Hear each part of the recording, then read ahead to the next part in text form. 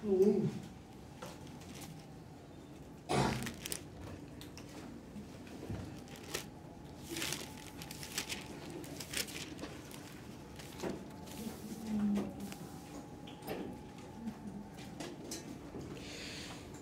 Romanos capítulo 1, a partir do verso 16, que a gente vai ler até o 17.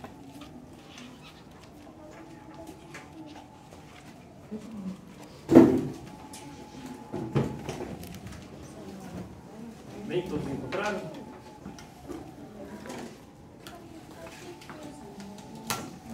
Romanos capítulo 1, verso 16 a 17. Diz assim a palavra do Senhor. Até aqui no texto, se não acharem, está aqui no texto, no slide. Pois não me envergonhe do Evangelho, porque é o poder de Deus para a salvação de todo aquele que crê, primeiro do judeu e também do grego. Visto que a justiça de Deus se revela no Evangelho de fé em fé, como está escrito, o justo viverá por fé. Amém? Incline a sua cabeça, vamos orar. Senhor nosso Deus, obrigado, Pai, por esta noite. Obrigado pela oportunidade que o Senhor nos concede de, uma vez mais, ó Pai, aprender um pouco mais da sua palavra. Senhor, derrama do teu Espírito sobre nós nesta noite. Abre nossa mente para as Escrituras, que a gente possa entender um pouco mais, que a gente possa, ó Pai, nos moldar cada vez mais à estatura do teu Filho.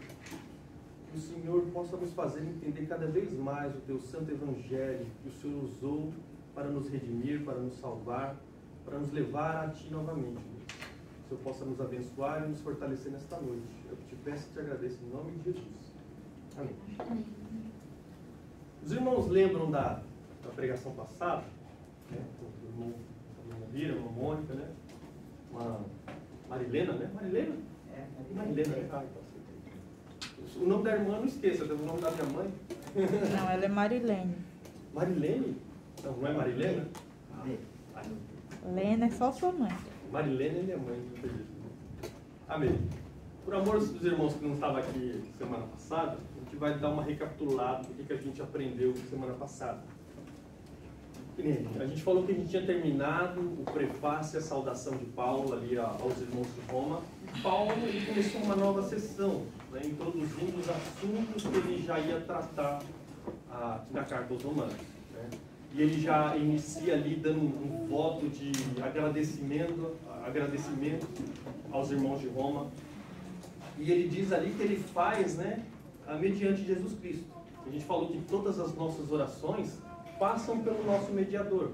Da mesma forma que nós recebemos a graça de Deus mediante Jesus Cristo, também as nossas orações, os nossos agradecimentos vão a Deus por intermédio do nosso mestre também. E Paulo ele diz ali que ora, né, incessantemente pelos irmãos de Roma, né, e a gente aprendeu um pouquinho mais sobre oração, sobre a questão também de estar junto. Paulo queria ir a Roma para ter um momento de comunhão com os irmãos, edificá-los na palavra, e não só ir lá ensinar, mas também receber. Ele falou, mediante a fé mútua, vossa e minha, para que a gente cresça a imagem de Cristo, né, se edifique mutuamente. Né? A gente até viu que Paulo, por mais que ele fosse um apóstolo, por mais que ele tivesse vários anos de caminhada ali, ele não se importava de ser ministrado por outra pessoa. Nós até falamos que ninguém é tão miserável que não tem o que compartilhar. Né? E é muito interessante isso, né? Sempre nós temos algo para aprender com nossos irmãos. Não importa se você tem 20, 30, 40 anos de evangelho, né? O irmãozinho que chegou hoje pode te ajudar a te orientar a crescer mais no caminho do Senhor. E Paulo ele fala ali que ele está preparado, né, para ir pregar o evangelho em Roma. E ele até fala ali que ele está preparado, ele se sente devedor do evangelho, né, tanto a gregos como a bárbaros, né, pessoas ali civilizados. Gregos não se refere só às pessoas da Grécia, mas a todo o povo civilizado dentro do Império Romano. E também aos bárbaros, né, que vivem lá para lá do Reno, para lá do Danúbio. Eu me sinto devedor de entregar, de levar o evangelho a essas pessoas. E Paulo continua aqui, onde a gente vai entrar no verso 16, né? Ele diz, pois não me envergonhe do evangelho, porque é o poder de Deus para a salvação de todo aquele que crê. Hoje a gente só vai estudar esse verso 16, porque eu creio que tem muita coisa. Eu ia expor também o verso 17, só que eu falei, vai ficar muito longo, porque o verso 17 tem muito mais coisa que o verso 16. Eu falei, por isso que eu até falei para os irmãos, eu estou tentando dosar para os irmãos para não ter muito conteúdo, né, não sobrecarregar os irmãos também. E para a gente aprender esse texto hoje, eu formulei uma verdade central, como eu sempre faço. E a verdade central é: o Evangelho é o poder de Deus para curar e libertar o homem das garras do pecado, o qual o fazia prisioneiro e digno do inferno. Então, isso que a gente vai aprender hoje, né? Diz aí, o Evangelho, ele é o poder de Deus para curar, para libertar o homem das garras do pecado, o qual o fazia o quê? Ele prisioneiro e digno do inferno. É isso que a gente vai aprender hoje nesse verso 16. Vocês irmãos estão copiando aí? Tá, Diogo? Qualquer coisa eu mando o slide depois, irmão, para nós fazer uma coisa. Então a gente vai entrar no verso 16. O verso 16 diz assim: pois não me envergonhe do Evangelho. Novamente a gente tem um problema nesse texto aqui. Nem a gente teve lá no Graça e Apostolado, né? A gente falou que é uma figura de linguagem chamada endíade. Aqui, os intérpretes também dizem que tem dúvida do que Paulo quis dizer aqui nesse versículo. Eles falam que talvez nesse versículo tenha uma figura de linguagem chamada litótes. O que é uma litótes? Litótes é uma figura de linguagem que você afirma algo através da negação. Por exemplo, se eu falasse assim, eu não me orgulho de ter mentido. O que eu estou falando? O que eu estou querendo dizer? Puxa, eu não me orgulho, eu me envergonho de ter falado uma mentira, ter mentido. Paulo aqui fala, não me envergonhe do Evangelho. Se isso aqui é uma litótes, né? Isso aqui é uma figura de linguagem, Paulo está falando assim, eu me glorio no Evangelho. O Evangelho é motivo de glória. Então eu me glorio no Evangelho. E a gente viu que há motivos para a gente se gloriar no Evangelho. Por quê? Porque o Evangelho, a origem do Evangelho não é humana. Não foi o homem com as suas elucubrações, com os seus pensamentos que criou o Evangelho. Não. A gente falou lá no comecinho que o Evangelho ele vem de Deus, tem origem em Deus. O Evangelho é o meio pelo qual a gente se liga com Deus. Não é verdade? Então Paulo estaria dizendo aqui, se fosse uma litótes, eu me glorio na mensagem do Evangelho. Eu não tenho vergonha do Evangelho, eu me glorio. Mas se aqui não for uma litótes, a gente tem que tentar entender se há algum motivo para o Paulo se envergonhar do Evangelho. E aí, para isso, a gente tem que voltar para a época do apóstolo Paulo. Toda vez que você quer entender um texto, tem que entender ele no seu contexto. No seu contexto social, no contexto ali, no ambiente da época. E, querendo ou não, tinha vários motivos que as pessoas não cristãs olhavam para os crentes e olhavam assim, esse cara é doido, esse cara é louco, esse cara não está falando nada com nada. Paulo tinha motivos para se envergonhar do Evangelho? Tem vários motivos aqui que eu elenquei aqui que a gente vai discutir um pouquinho nessa questão. Né? Se há vergonha, é um motivo de vergonha o Evangelho. Vocês têm que entender que o tempo em que os apóstolos, o nosso Senhor Jesus viveram, era um tempo que a gente denomina chamado de helenismo. O que é o helenismo? Grécia se fala Helás. O helenismo é a transmissão da cultura e do pensamento grego. 3, 4 séculos antes da chegada de Jesus, dos apóstolos ali, Alexandre o Grande ele tinha dominado boa parte do mundo. Alexandre o Grande ele saiu da Macedônia, né, com seu pai, o rei Filipe morre. Só que na Grécia lá, Alexandre o Grande, ele é tutoriado, né, aos pés de Aristóteles, e Alexandre o Grande ele toma gosto pela cultura grega, pelos escritos gregos, pela cultura, pela música, por tudo, pelo pensamento dos filósofos. E conforme ele foi avançando no seu reino, eu devia ter colocado uma foto aqui para os irmãos saberem até onde ele foi. Ele saiu ali da Macedônia, foi para a Grécia, foi ali para onde hoje é a Turquia, desceu ali onde hoje é a Palestina, foi até o Egito, até partes da Cirenaica, e depois ele rumou rumo ao Oriente. Ele passou pela Mesopotâmia, Babilônia, chegou até as portas da Índia. E onde ele dominou, ele fundou cidades chamadas Alexandrias. A mais famosa é a qual? Alexandria, lá do Egito.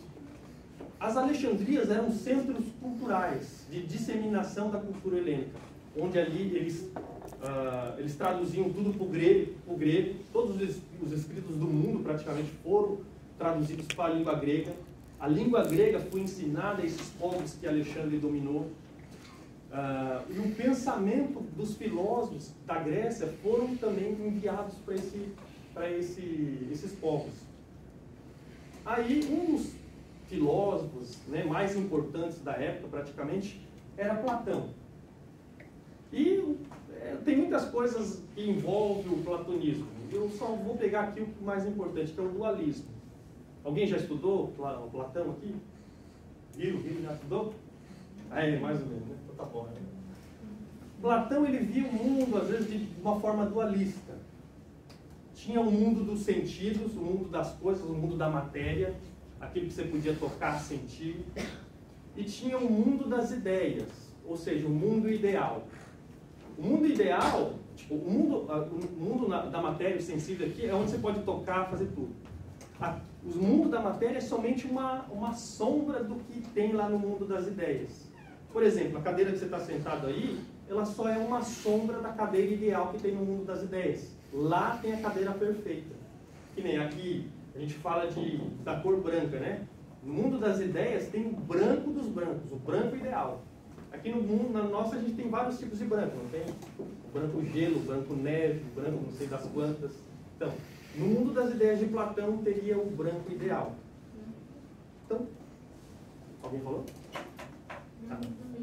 Aí, o branco leite, verdade, também tem.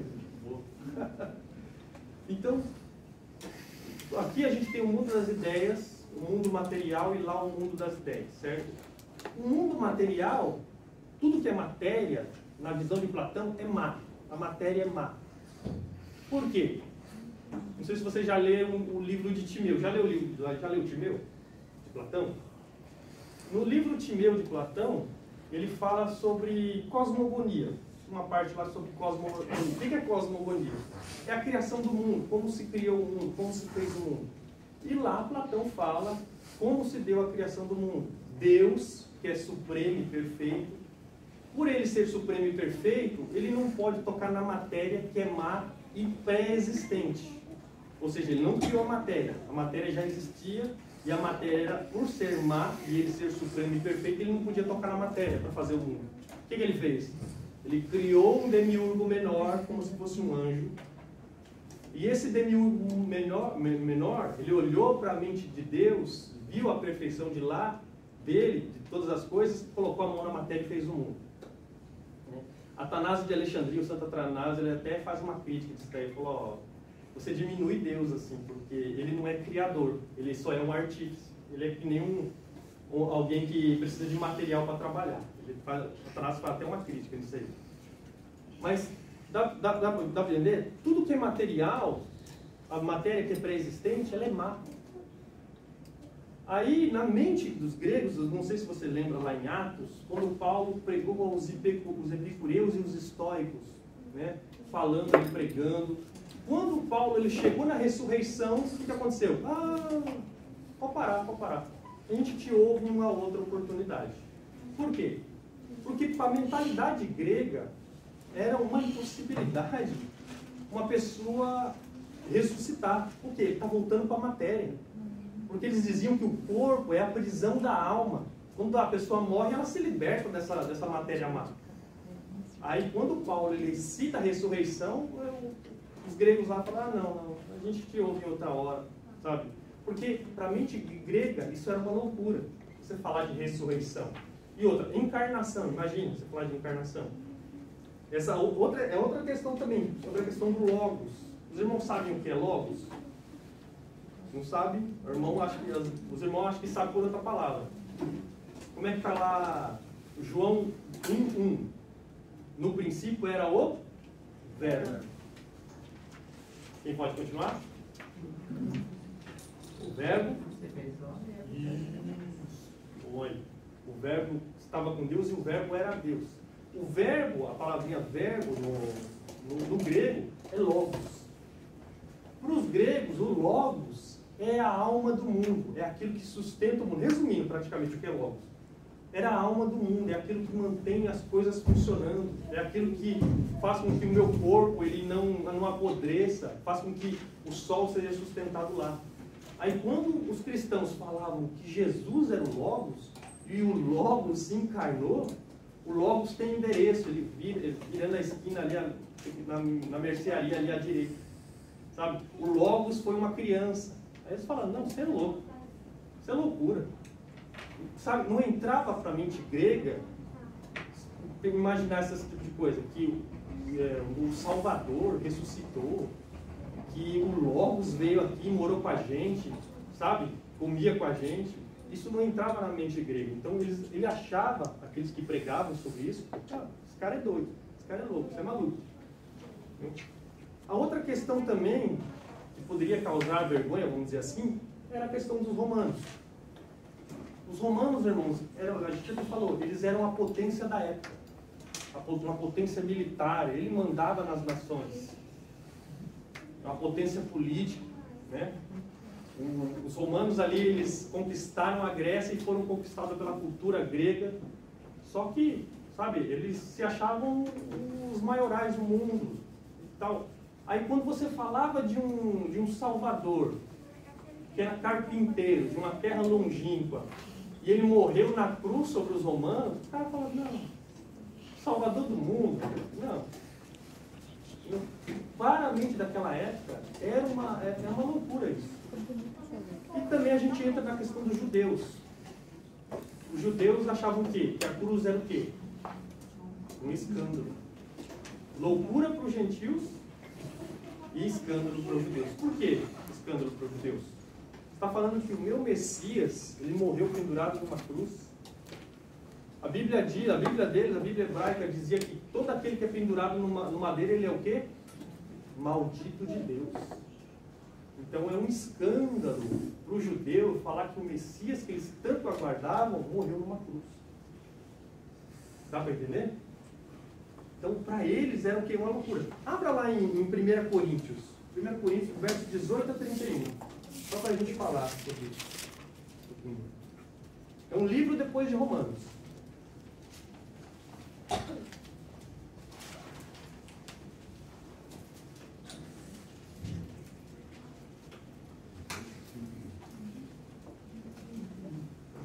Coríntios, capítulo 1, do verso 18 a 31. Diz assim, vem a gente correr. Certamente a palavra da cruz é loucura para os que se perdem, mas para nós que somos salvos, poder de Deus. Pois está escrito, destruirei a sabedoria dos sábios e aniquilarei a inteligência dos instruídos. Onde está o sábio? Onde está o escriba? Onde o inquiridor desse século? Porventura, não tornou Deus louco a sabedoria do mundo? Visto como na sabedoria de Deus, o mundo não o conheceu por sua própria sabedoria. Aprove a Deus os salvar os que creem ter a loucura da pregação. Porque tanto os judeus pedem sinais como os gregos buscam sabedoria. Mas nós pregamos a Cristo crucificado, escândalo para os judeus, loucura para os gentios. Mas para os que foram chamados, tanto judeus como gregos, pregamos a Cristo, poder de Deus e sabedoria de Deus. Porque a loucura de Deus é mais sábia do que os homens, e a fraqueza de Deus é mais forte do que os homens. A minha até, irmãos, eu coloquei até o 31 aqui, mas eu errei. Até o verso 25. Então, dá para entender? A pregação da cruz era loucura para os gentios e era um escândalo para os judeus. Só que eu acho interessante o que Paulo fala, né, a partir do verso 24, mas para os que foram chamados, tanto judeus como gregos, pregamos a Cristo, poder de Deus e sabedoria de Deus. Porque a loucura de Deus é mais sábia do que os homens, e a fraqueza de Deus é mais forte do que os homens. Deus, ele enviou o seu Filho para morrer naquela cruz, no Calvário, para salvar a humanidade. E Deus, os sábios, eles não conseguiram atingir a salvação por mediante os seus raciocínios. Se você continuar lendo aqui em Coríntios, no finalzinho do capítulo 1 e o capítulo 2, você vai ver que o sábio ele não conseguiu atingir a salvação mediante a sua a sua sabedoria, os seus raciocínios lógicos, né, e muitos falaciosos também. Só que Deus, em fraqueza, a fraqueza de Deus, ela é mais forte que os homens, né? A sabedoria da cruz ela sobrepuja a sabedoria humana. Deus, ele veio em fraqueza, e essa fraqueza resultou em bem para a humanidade. Por isso que Paulo fala, eu não me envergonho do Evangelho, eu não tenho que me envergonhar do Evangelho, porque o Evangelho é o meio pelo qual, na fraqueza, pelos nossos olhos, Deus nos religa com Ele, Deus nos salva, Deus nos traz a salvação. Por isso que eu não me envergonho do Evangelho. Quando eu olho para o Evangelho, eu vejo como Deus realizou tudo em meu favor para me salvar, para me religar com Ele. Estou trazendo uma ilustração. Eu não coloquei uma foto porque eu achei meio pesado para mostrar isso, ainda mais que as crianças estão aqui. Estava vendo uma história de umas moças conversando assim, depois da escola, né, esperando os pais chegarem para levar elas assim para casa, né? E do nada chegou um carro e desceu uma mulher que parte do rosto dela estava deformada. Aí as meninas, olha aquela mulher, né? Nossa, como ela consegue aparecer em público daquele jeito? Com a cara deformada e tal. Aí uma das meninas falou, aquela é minha mãe. Nossa, é sua mãe? Como assim sua mãe? Você não tem vergonha que ela venha te buscar na escola? Olha só para ela. Ela falou, não me envergonha da minha mãe. Porque toda vez que eu olho para minha mãe, eu lembro porque tem aquilo no rosto dela. Porque quando eu era pequena, nós morávamos numa casa que pegou fogo. E eu estava lá dentro e minha mãe, por amor a mim, ela entrou lá, naquelas chamas, me abraçou, me envolveu em seus braços, me protegeu e não protegeu o resto do seu corpo. Por isso que o seu corpo ficou deformado. Eu não me envergonho dela, porque toda vez que eu olho para ela, eu vejo com um grande amor que ela fez por mim, porque ela me salvou daquelas chamas. Não visando a sua estética, a sua beleza, mas querendo me proteger a todo custo. Então, por isso que eu não me envergonho, não. Mesma coisa o Evangelho, irmão. O Evangelho é motivo de glória para nós, porque foi através da obra que Deus realizou por nós, através de Cristo Jesus, que Ele nos religou, que Ele nos salvou, que Ele nos redimiu. Por isso que hoje tem algumas pessoas que eu creio que têm até vergonha do Evangelho, tem vergonha de falar que é crente. Mas é a mensagem salvadora, poderosa de Deus. Por isso que Paulo fala, eu não me envergonho do Evangelho, porque ele é o quê? Porque ele também é o poder de Deus para a salvação de todo aquele que crê. Aí eu te pergunto, né?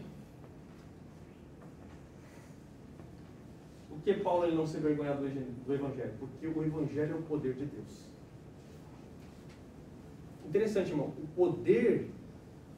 Por que o Evangelho é algo poderoso e nós precisamos, entre aspas, desse poder nos acometendo? O poder que Deus empregou para salvar o homem foi maior que aquele usado para criar o mundo. Por quê? Porque ele deu o seu único filho. Também. Deus, quando Ele criou o mundo, Ele criou no falar, né? Haja luz e houve luz. Deus cria o mundo a partir, que a gente fala uma palavrinha latina, do ex nihilo, do nada. Do nada Deus faz o universo, faz o mundo. Mas para Deus salvar a gente, Ele usa um poder maior. Sabe por quê? Porque Ele não parte do nada. Ele parte de algo corrompido. Que sou eu e você. Por que a gente é corrompido? A gente falou aqui para as crianças. Isso, por causa de Adão. Por causa da queda de Adão. Eu lendo um comentário lá do Hernandes Dias Lopes, eu peguei até um comentário aqui, ele falando, ó. Quando estava criando o universo, bastou contudo uma palavra não foi o suficiente. Quando estava criando o universo, bastou Deus falar e tudo se fez. Para nos salvar, contudo, uma palavra não foi o suficiente. O próprio Deus Filho precisou esvaziar-se, humilhar-se, fazer-se carne e vir ao mundo para morrer em nosso lugar. A redenção é uma obra maior que a criação. O poder que Deus operou na cruz é maior que o poder que trouxe o mundo à existência. somente o Evangelho poderoso de Deus pode religar o homem com Deus. Até coloquei, né? Somente no Evangelho reside o poder de Deus para a salvação. Não há esperança para o pecador sem o Evangelho. O Evangelho é a mensagem do amor de Deus, da graça salvadora e do perdão infinito. O Evangelho é Deus amando o pecador, é o justo perdoando o culpado, é a porta do céu escancarando-se para o perdido, é a vida sendo oferecida aos mortos em seus delitos e pecados. Eu coloquei aqui, né? Por que é necessário o poder de Deus? Eu trouxe duas coisas aqui. O estado de miséria do homem, e depois a gente vai falar sobre epistemologia. Quando o homem foi criado, foi criado insuficiente. O homem sempre foi insuficiente, desde quando Deus criou ele. Porque tudo aquilo que é criado, ele depende do Criador. Tudo. Nada subsiste sem Deus. O homem também. O homem não subsiste sem Deus. E é interessante, para mostrar sua insuficiente, eu trouxe coloquei até umas fotinhas aqui. A dádiva da visão é uma bênção, não é? A gente pode enxergar. Isso é maravilhoso. Só que se a gente apaga as luzes desse recinto aqui total, tudo, não adianta seus olhos estarem bons, não é verdade? Não adianta você ter olhos de águia. Não adianta. Você precisa de luz para enxergar. Ou seja, você é insuficiente. Por mais que você tenha olhos bons, Deus te criou com olhos bons, você precisa de luz para enxergar. Quando o homem cai, irmãos, quando o homem ocorre a queda, o homem ele não só deixou de ser, ele permaneceu insuficiente, só que ele se tornou o quê? Miserável. O ruim é que ele é um miserável que não sabe que é miserável. Eu gosto de Jonas Madureira, que ele fala, ele é um duplo miserável, porque ele é um miserável sem saber que é miserável. Ele não sabe da sua condição. Porque o que aconteceu no Éden? No Éden, o ser humano, o homem, ele morreu espiritualmente. Praticamente ele se desligou de Deus. Ele foi lá desligar a tomadinha dele para ele não pensar mais em Deus, ele não querer mais a Deus. O homem, ele morreu espiritualmente. Por isso que lá, o que está escrito lá a gente leu aqui na abertura, né? Efésios 2:1. Vocês estavam o quê? Mortos em delitos e pecados. Vocês estavam mortos, vocês não queriam Deus. A gente leu, vai estudar mais para frente. Não há quem entenda, não há quem busque a Deus. Não há. Por quê? Com a queda de Adão, o homem morreu, não só fisicamente, mas morreu espiritualmente. O homem, ele ficou cego, vamos dizer assim. Lembra quando eu citei Agostinho para os irmãos? Que precisa de Deus nos curar para a gente enxergar? O Evangelho, irmão, vamos dizer que é a luz do sol. Está para todos, não está? Só que a luz é infrutífera sobre aquele que é cego. Dá para entender?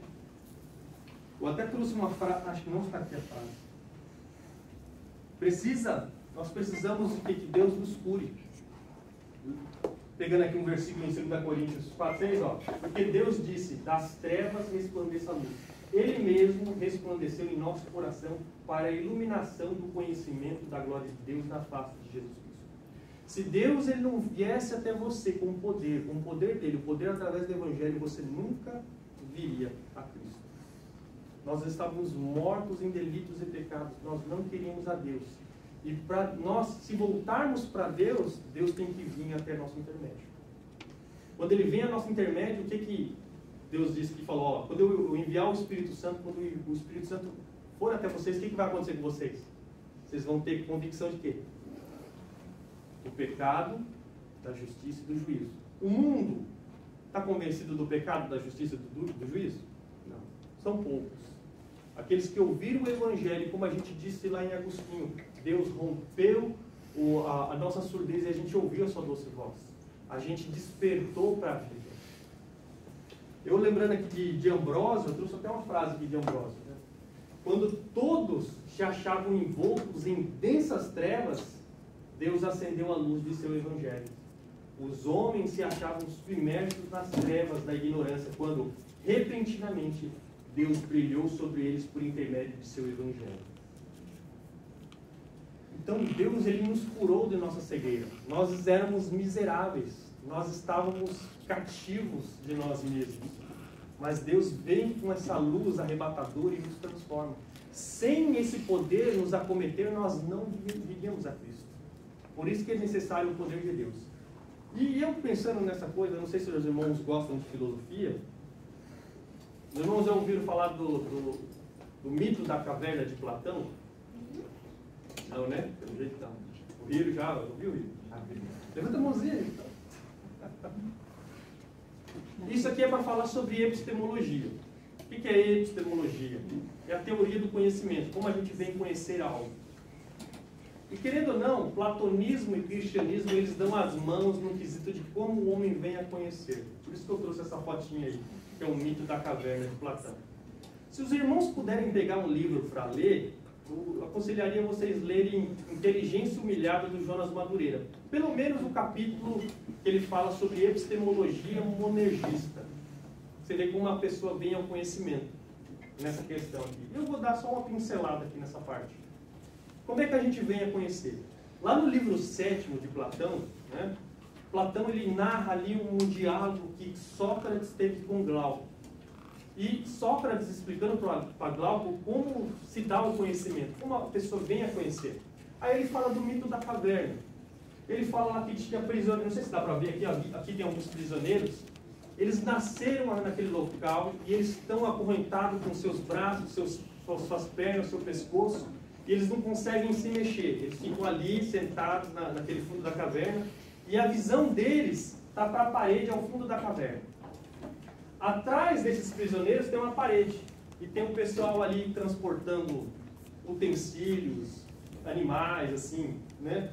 E tem ali a fogueira. A fogueira bate aqui e causa a sombra lá no fundo da caverna.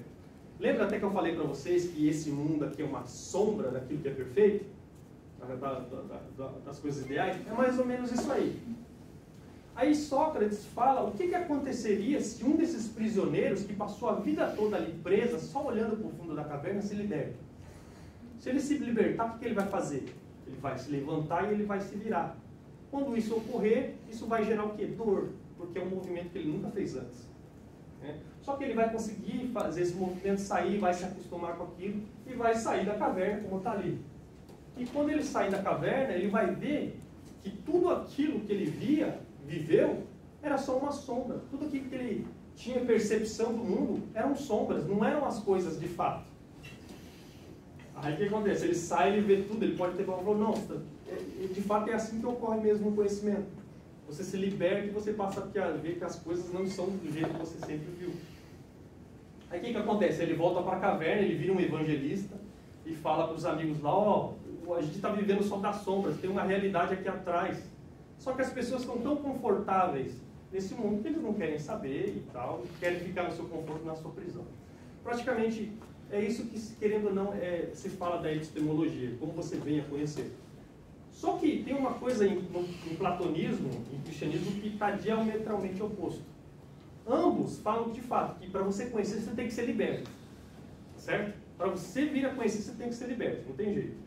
Só que no mito da caverna, o prisioneiro ele se liberta sozinho. Através das suas elucubrações, dos seus raciocínios, ele consegue se libertar.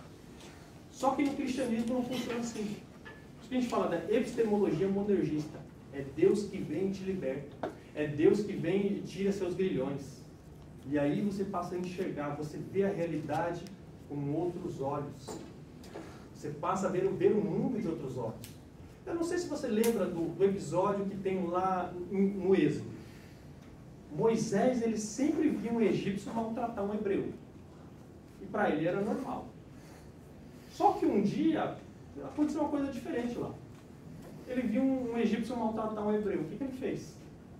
Ele acabou matando um egípcio. Olha só, o mundo não mudou, só que a percepção do mundo dele mudou. Eu acredito que ocorreu a mesma coisa com você, quando você se converteu. O mundo mudou. Aliás, o mundo não mudou, a sua mente mudou. Sua mente foi transformada. Hoje eu até estava falando com a irmã Aline, a questão de levar todo o pensamento cativo à obediência de Cristo, como diz lá em 2 Coríntios. Quando a gente, de fato, a gente se converte, a gente, como é que fala, Paulo fala lá, não se conformeis com esse século, com esse mundo, mas transformai pela renovação de sua mente. A nossa mente ela é renovada, ela passa a pensar de maneira diferente. Isso só ocorre, irmãos, porque Deus veio até o nosso intermédio, veio sobre nós. E falando mais sobre isso daí que a gente viu lá, né? Mortos em delitos e pecados, a gente estava morto, a gente não tinha vida. E eu me lembrando disso, eu lembrei do Vale de Ossos Secos. Você lembra do episódio do Vale de Ossos Secos? O Espírito do Senhor me levou a um vale, e o vale tinha ossos numerosos e estavam sequíssimos. E Deus falou, filho do homem, esses ossos porventura podem reviver? Tu sabes, Senhor. Profetiza sobre esses ossos. E ossos secos ouviam a palavra do Senhor. Aí que aconteceu aquele reboliço, osso juntando com osso. Daqui a pouco estava aquele porco bonitinho, só que não tinha vida. Aí o que Deus pediu para ele falar? Profetiza sobre esses olhos, mande que venha o Espírito. Aí veio o Espírito dos quatro cantos e encheu aqueles corpos e eles reviveram. É a mesma coisa conosco. Se Deus não vir até nosso intermédio, nós não vamos despertar, nós não vamos viver.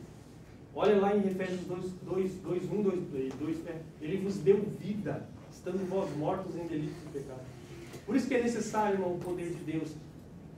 Eu acho interessante que o poder de Deus foi o mesmo poder que ele usou para ressuscitar Jesus Cristo, para nos salvar. Dá para entender também? O mesmo poder para nos salvar, ele usou em Jesus Cristo para ressuscitá-lo dentre os mortos. Só você ler lá em Efésios 2, 1. Fascinante. Então, sem o poder de Deus, nós não despertamos, nós não vimos a fé.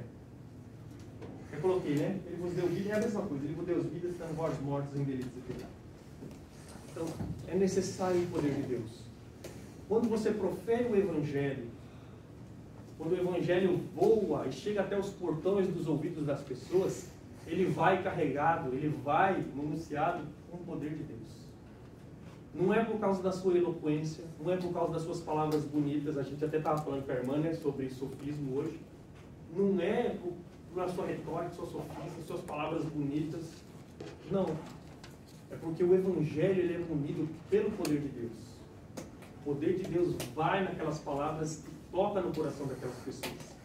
Lembre-se, nós não temos poder para transformar corações. Nós não temos poder para tirar o coração de pedra e colocar um de carne, como diz lá em Efésios 36, ou 37, agora eu esqueci. Nós não temos esse poder. É Deus quem tem. Então, quando você pregar, lembre-se disso. Não depende de você, mas depende de Deus. Você só tem que ser o quê? Fiel. Fiel nas suas palavras. Fiel em pregar o puro e simples. O Evangelho puro e simples, né? A irmã tem um livro lá. O Evangelho puro e simples. Não precisa de eloquência, não precisa de nada, só precisa que você seja fiel nas suas palavras. E Deus há de despertar as pessoas. E a gente continua, né? O poder de Deus para salvação. Né? Se está falando de salvação, pressupõe o quê? Que as pessoas estão perdidas. Ou o homem ou a humanidade está perdida. E de fato ela está perdida. O que é salvação? Quem pode trazer uma definição para nós? O que é salvação? E aí? Lembra lá de Êxodo? Vamos lembrar de Êxodo, né? Quando eles saíram do Egito, foi o quê? Uma libertação, não foi? Praticamente salvação é isso. Salvação é a libertação das consequências da queda. Ou seja, né, do pecado. Salvação é isso. É te libertar de algo que você está cativo. De algo que você é prisioneiro. Deus te salvou de algo. E a gente fala, salvação é a libertação das consequências da queda. Com a queda de Adão ocorreu várias coisas sobre nós. E a gente fala da tríplice libertação, ou tríplice salvação.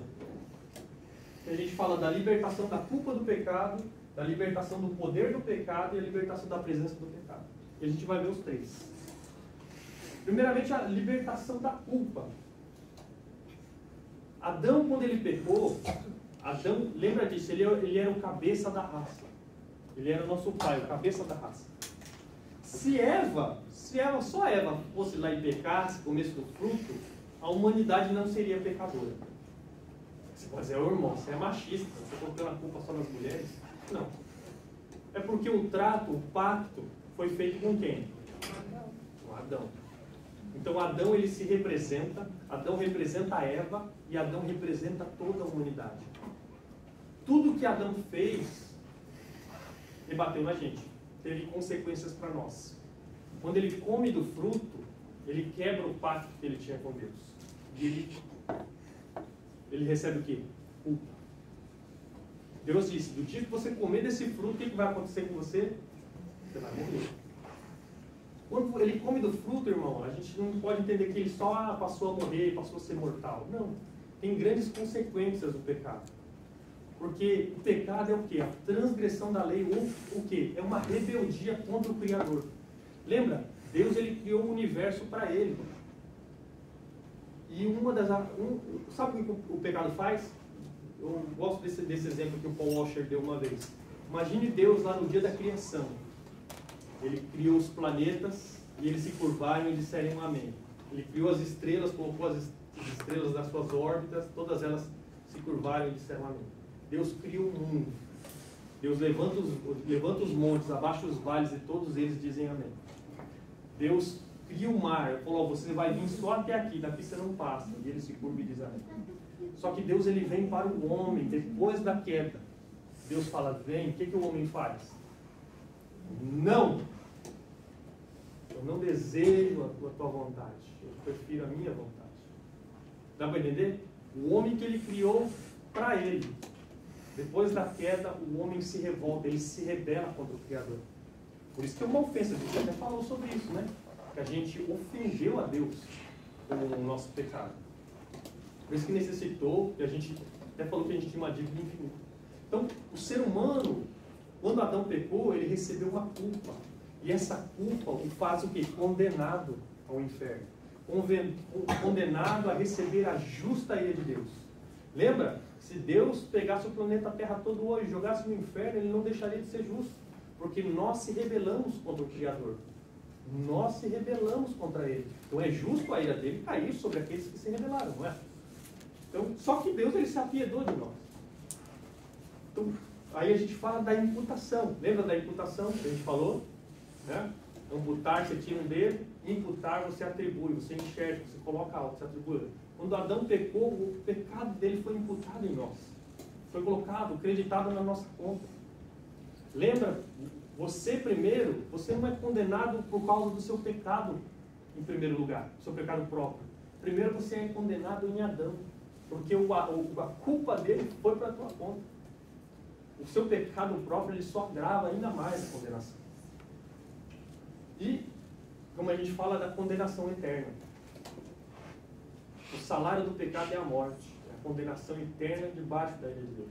E nós precisamos ser libertos desta culpa. E é o que a gente falou já. Como a gente é liberto dessa culpa? E a gente já falou sobre isso, né? A imputação do pecado de Cristo.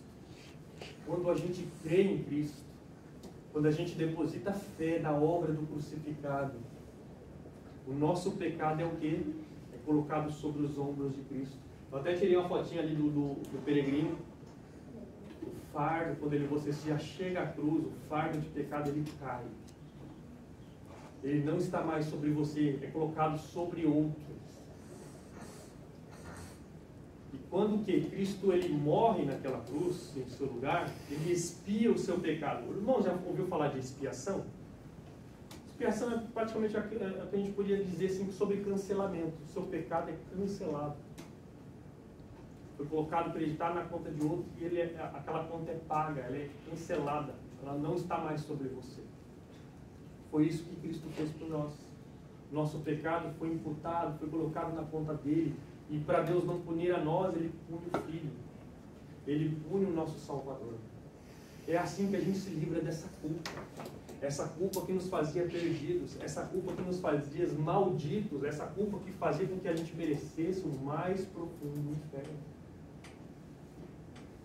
Por isso que é fantástico você olhar para a cruz. você entender a Deus, você buscar conhecer mais o Evangelho. Porque aqui, irmão, essa salvação é fantástica. É os pecadores pelo justo. É uma troca que não entra na nossa cabeça. Por que Deus fez isso? Só que a gente sabe que Ele nos amou. Ele entregou o seu próprio Filho por amor a nós. E a gente continua aqui, né? A segunda, a gente também precisa de uma libertação do poder do pecado. Quando Adão pecou, ele não só recebeu culpa, ele trouxe sobre nós consequências. A nossa natureza, ela se tornou inclinada ao mal. A gente se tornou o quê? Escravo do pecado. Jesus falou, todo aquele que comete pecado, ele é o quê? Escravo do pecado. Por mais, olha, Deus deu a lei. Deus deu a lei, os 10 mandamentos. Para a gente cumprir ela. A gente consegue cumprir? Tem gente que fala que a gente tem livre-arbítrio hoje. Às vezes para não dar risada, eu falei, irmão, beleza, você tem livre-arbítrio? Pega a lei de Deus. Cumpre ela perfeitamente. Aí a pessoa fala, não dá. Eu falei, então tem alguma coisa errada com o seu arbítrio. Entende? O seu arbítrio está corrompido. O seu arbítrio ele é escravo. O seu arbítrio está cativo. Você não consegue cumprir a plena vontade de Deus. Por isso que você é perdido, por isso que você é condenado. O seu arbítrio tem um probleminha aí. Se você não consegue cumprir, você não consegue fazer de fato o que você quer fazer, você encontra nos seus membros uma outra lei que fica guerreando com a lei da sua mente, que nem Paulo diz lá. Eu encontro meus membros com a lei do pecado, o poder do pecado. Por isso que eu sou escravo do pecado. Aí você fala, meu Deus, nós se tornamos escravos por causa de Adão. Nossa natureza ela se corrompeu, ela é inclinada ao mal por natureza. E aí ele também fala, né, sobre o domínio do diabo. Vocês estão abertos em Efésios 2? Não tem ninguém aberto com Efésios 2. Efésios 2 diz assim, ó, nos quais andaste outrora segundo o curso deste mundo, segundo o príncipe da potestade do ar, do espírito que agora atua nos filhos da desobediência. Quando Adão pecou, ele nos tornou o quê? Escravos do pecado e nos colocou sob o domínio de quem? Sob o domínio do diabo. Ele fala aqui, ó, nos quais andaste outrora, segundo o curso deste mundo, segundo o príncipe da potestade do ar, do espírito que agora atua nos filhos da desobediência. O que é estar sob o domínio do diabo? Quando Paulo fala aqui, ó, ele nos deu vida estando vós mortos dos vossos delitos e pecados, nos quais andaste outrora segundo o curso deste mundo, ó, segundo o curso deste mundo. Quando eu pego esse versículo aqui, eu gosto de representar ele de uma forma. Imagine um corpo morto num rio, o rio do mundo. Onde esse rio faz curva, esse corpo vai. Ele está sob o curso deste mundo. E quem está em cima dele, eu não sei se os irmãos conhecem Caronte. Caronte é aquele que levava os mortos, os recém-mortos até o Hades, né? Ele era o barqueiro. Imagine que o diabo está em cima desse corpo morto, um remão assim, ó. E ele leva esse corpo nos locais mais sujos desse rio. Esse corpo segue o curso desse rio. Imagine que o curso do rio é o mundo. O que o mundo oferece, essa pessoa abraça. Está falando aí de homossexualismo? Abraça. O que o mundo oferece, tudo que o mundo oferece de ruim, de mal, essa pessoa vai. Por quê? Porque ela está nos domínios do inimigo, nos domínios do diabo. Por isso que ela vai, onde ele leva, ele abraça. Está falando de aborto? Ah, não, vamos junto. Vamos junto. Entendeu? Estão falando disso, aquilo. Tudo ruim, essa pessoa vai. Ela segue o curso deste mundo. E nós andávamos outrora, não andávamos neste curso? Eu andava. Certamente você andava também. Mas nós fomos o quê? Libertos disso. Eu acho interessante que a Bíblia fala que o pecado ele não vai ter mais domínio sobre nós. Não sei que horas são. O pecado ele não vai ter mais domínio sobre nós. Por quê? Porque nós morremos por pecado. Por isso que a gente batiza por imersão. Não sei se os irmãos já viram. O batismo é um simbolismo da morte e ressurreição com Cristo. Você morre, e quando você volta, você ressuscita com Cristo. Então você está morto para o pecado. Você não precisa mais obedecer o pecado, o Senhor o pecado. Você não está mais sob o domínio do diabo. Você foi liberto. Por isso que nós precisamos dessa libertação, irmão. Por isso que a gente precisa dessa libertação. Senão a gente continua escravo do nosso ser, da nossa natureza pecaminosa.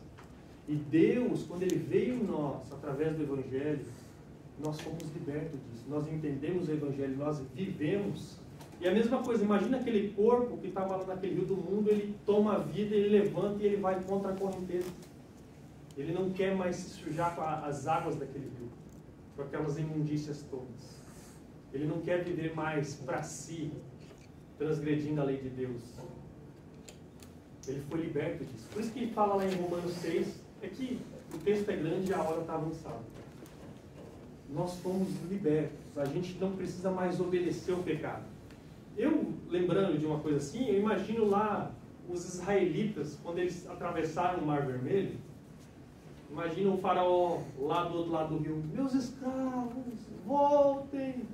Né? Aqui vocês tinham tudo. Só que a gente, ouvindo essa voz do antigo Senhor, a gente fala, não quero. A gente pode até falar, cala a boca. Eu não vou te ouvir mais. Eu não preciso te ouvir mais. Eu tenho um outro Senhor. Dá para entender? Nós não somos mais escravos, a gente foi liberto disso. Isso que Paulo fala. Depois vocês leem em casa Romanos 6. É fantástico. A gente continua, senão o horário está meio avançado. E a gente também precisa de mais uma libertação. A libertação que é da presença do pecado. O que é a presença do pecado? Adão, ele nos legou culpa. Adão, ele nos legou uma natureza pecaminosa. E a gente pode falar que a libertação da presença do mal do mundo seria o quê? É o pecado que tenazmente nos rodeia e nos assedia. É o mal do mundo, que a gente fala das calamidades, da morte. Tudo isso é ocasionado por quê? Por causa da queda de Adão, por causa do pecado de Adão, que maculou os homens, que transformou os homens em selvagens praticamente, que não querem a vontade de Deus, buscando o seu deleite próprio, sua vontade própria, a sua subsistência, eles prejudicam o próximo. E aí a gente fala sobre as calamidades, né, sobre a morte, e a gente fala, poxa, por que tem tanto mal no mundo? A gente liga lá o jornal e vê um matando o outro, um caluniando o outro, e dentre as várias coisas que vocês sabem, Deus um dia há de nos livrar de tudo isso. Eu espero ansiosamente o dia que o Senhor vai me levar. Ou que Ele volte ou que Ele me leve. Porque o pecado, ele não vai me fustigar mais. Porque quando eu caio em pecado, ou quando eu tomo conta, poxa, eu ofendi a santidade de Deus. Eu não quero isso. O pecado, essa minha natureza que me inclina, que faz com que eu faça as coisas ruins, às vezes, eu não quero isso mais. Por isso que Jesus fala, ó, bem-aventurados que choram. Chora por quê? Por causa do pecado. Ele olha ao seu redor, ele vê o mundo, que nem lá em Jó, né, essa humanidade, ele bebe iniquidade como se fosse água. Você olha para o mundo, você vê essa calamidade toda, essa maldade toda, e você olha para você encontra isso também, você não quer permanecer aqui. Eu acho bem interessante que quando o Dr. Martin Lloyd Jones, ele estava para morrer já, estava com câncer, e o pessoal orando para Deus curar, ele falou assim, irmãos, não orem mais, não me poupem da glória. Eu não quero ficar mais, eu quero ir para a glória.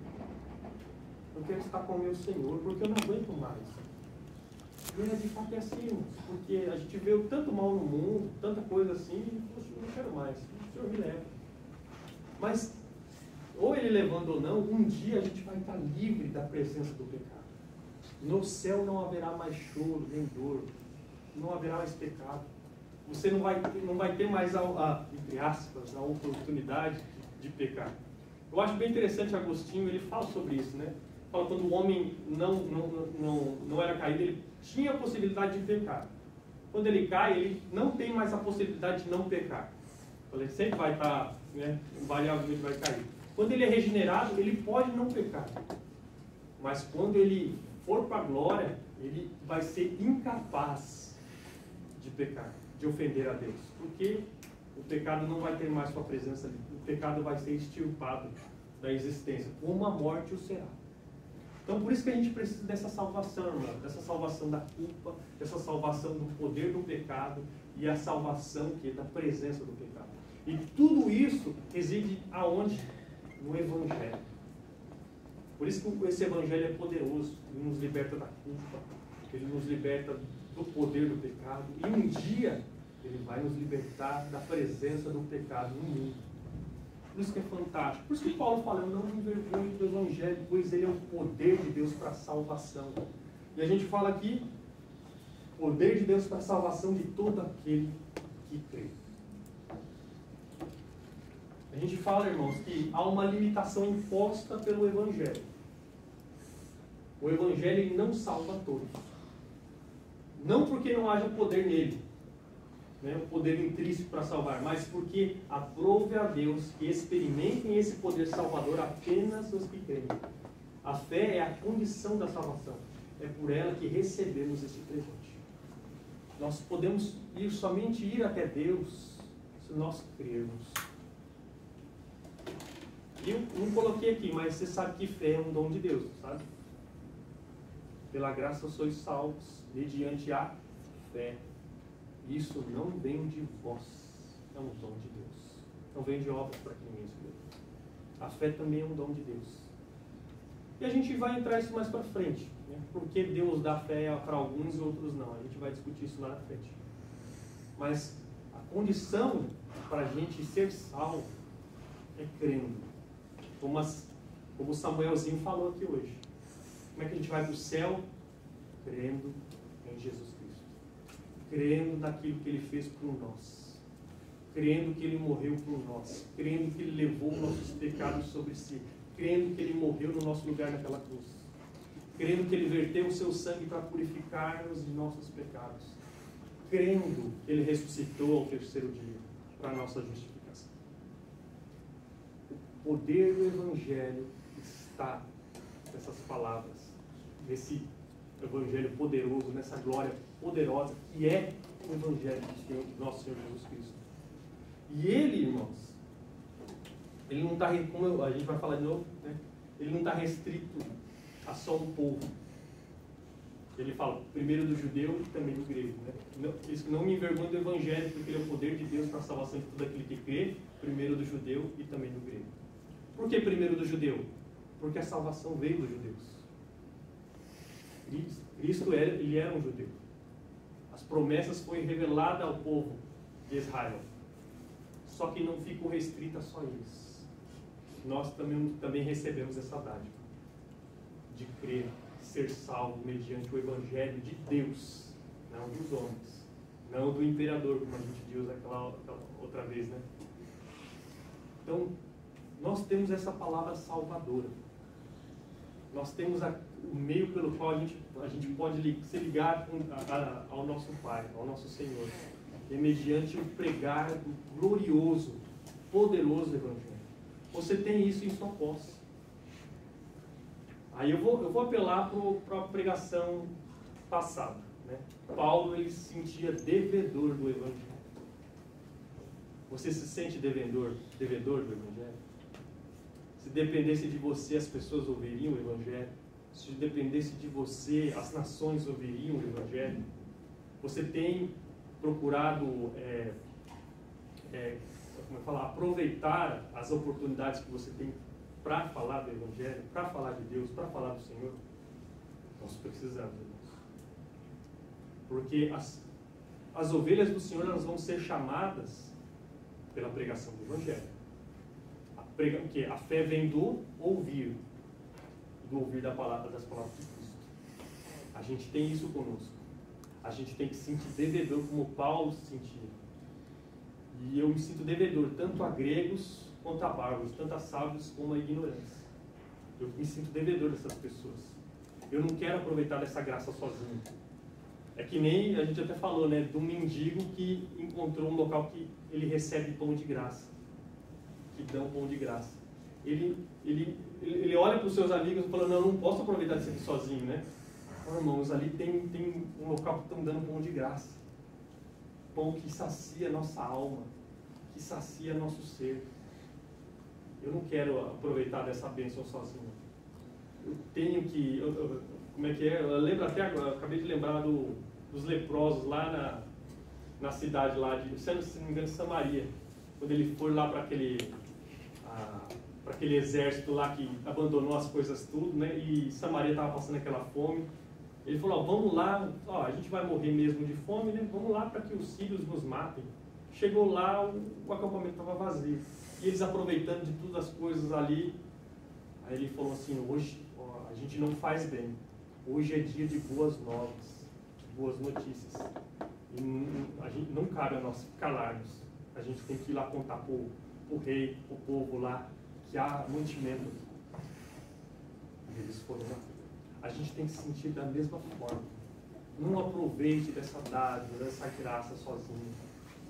Leve as pessoas. Só o Evangelho pode salvá-las. Só o Evangelho pode livrá-las do quê? Das garras do inferno. A gente poderia até voltar, eu esqueci de colocar no final lá. Alguém lembra da verdade central? O Evangelho de Deus é o quê? Ele é o poder de Deus para curar, para libertar o homem das garras do pecado e fazer-lhe o quê? Digno do mais profundo. Pense nisso, medite nessas palavras. Amém? Deixe essa palavra na meditação de vocês. Passei um pouquinho do horário, mas que Deus abençoe vocês. Ô, filho, vai cantar mais um hino? Você? Pode ser o de cruz de novo?